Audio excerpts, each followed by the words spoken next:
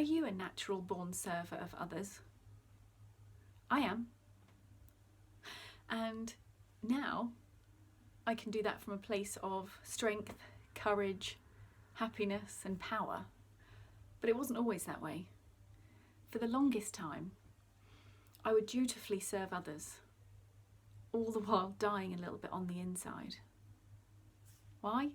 Because I was fiercely independent. I had to do everything to help everyone. But no, nobody could help me. No, I could do it alone. I must do it alone. I must be strong. I must be independent. I must take care of everyone. That's the way it should be. I lost my identity in servitude.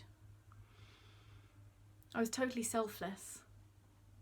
And I was a wife, a daughter, a manager, a friend. But I didn't know who I was. I lost that sense of who was Tony. That was gone. And some days I wouldn't even get out of bed.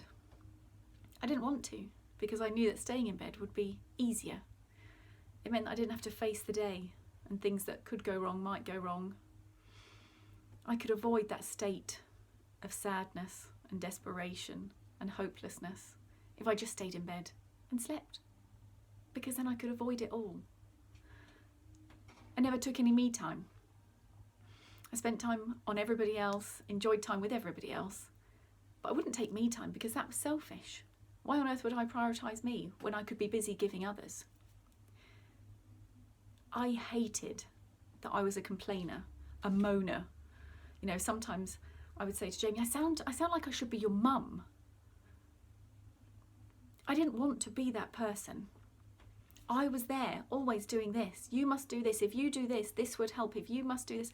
If they would only change. If they would only do this. I hated moaning. I did it a lot. Sometimes I'd be quiet and I'd stop moaning for a while and try and think, oh yes, I'll just be quiet. I will just put up with it. And that will be just fine. I'll be able to adjust and get used to that. But that just made me mad and angry and resentful that I couldn't speak up. Because when I spoke up, I sounded like somebody's mum. And that wasn't right. I wasn't a mum. I was Tony. Wasn't I? I used to dream of all the people that I saw and think, they've got their shit together. Mine will come. One day it'll come. And I read books.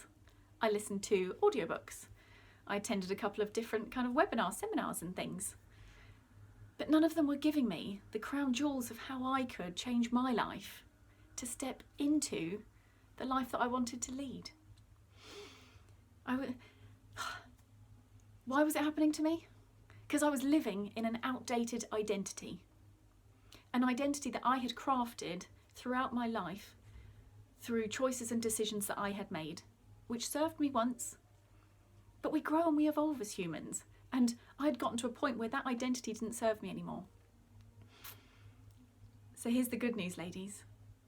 It's possible to change your identity, to step into a new you, the you that you are today, not the you that you were 5, 10, 15, 20 years ago. It's possible to change your state, to change your language, and to change your focus. Because those three things have the capability to change who you are when you wake up in the morning, to change who you are when you step out of the front door, to change who you are when you sit down at the dinner table. You have the power to change your life.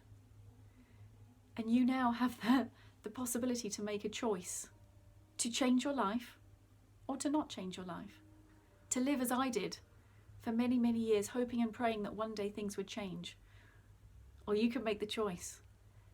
You can take the responsibility and make that change today. And if you, like me, need help in making that change, in stepping out of what is your relatively uncomfortable zone, if you need help, drop me a line. Let's discuss how I can help you live happy,